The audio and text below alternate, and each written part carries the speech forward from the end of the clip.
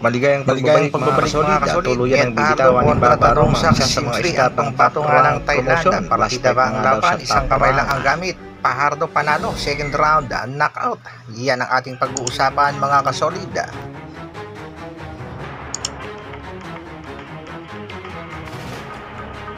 Para sa ating unang balita, Dave Apolinario, aka Doberman, isa sa mga Pinoy na posibleng maging world champion ngayong taon na matapos ngang tuluyan ng ibakante nitong si Bam Rodriguez ang kanyang IBF flyweight title. Nagputos na nga itong IBF para sa bakbakang Apolinario kontra Ayala. Angel Ayala, Mexican undefeated boxer na merong kartadang 17 wins, 7 knockouts. Ito nga ang makakalaban ng ating pangbato nga si Dave Apolinario.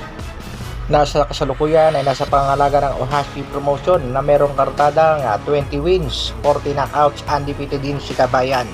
Dahil ipinag-utos na nga ng IBF, hintayin na lang natin ang final announcement ng bakbakang Apolinario kontra nga dito kay Ayala. Sa kabilang balita naman mga kasolid, ang bakbakang hinihintay ng mga Pinoy boxing fans sa kasalukuyan, ito nga ay ang laban ng ating pangbatong si Mel Silent Assassina Fajardo, isang ang knockout artist kontra nga sa knockout artist ng Thailand at sinasabi nga nilang Monster of Thailand na merong kartada nga 32 wins, 30 knockouts, isang talo. Ito nga ay si Tanong Sak Simsri.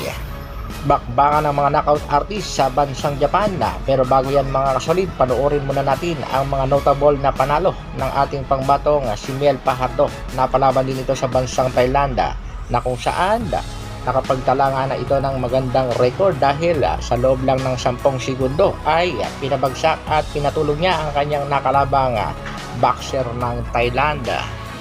Isa pa nga sa mga notable win ng ating pambatong si Mel Fajardo ay ang laban niya sa Argentinian boxer. Ito nga ang boxer na pangbato ni Maidana na kung saan second round lang ang inabot nitong Argentinian boxer na si Mauro Gauto. Sa katunayan pa nga mga kasolid ay partida ba ang naging laban dyan at dahil isang kamay lang ang ginagamit nitong si Fajardo dahil meron niyang injury ang kanyang kanang kamay.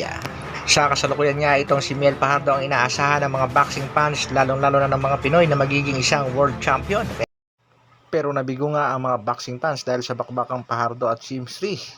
Talo nga itong si Kabayan na mas maraming naibigay na puntos itong boxer ng Thailand. Bagamat napabagsak ni Fajardo itong boxer ng Thailand sa round number 11 ay hindi naman ito sumapat dahil hindi naman niya natapos ang laban. Knockdown lang ang tinamo nitong si Tanong Sak Simsri. Kaya bawi na lang sa susunod ang ating pangbatong si Mel Fajardo. Hanggang dito na lang muna mga kasolid at sa mga boxing fans dyan, okay lang yan. Bawi tayo next time. Maraming salamat sa patuloy na pagsuporta at panonood. Mabuhay, Dr. Alvin Vlogs. Brrrr.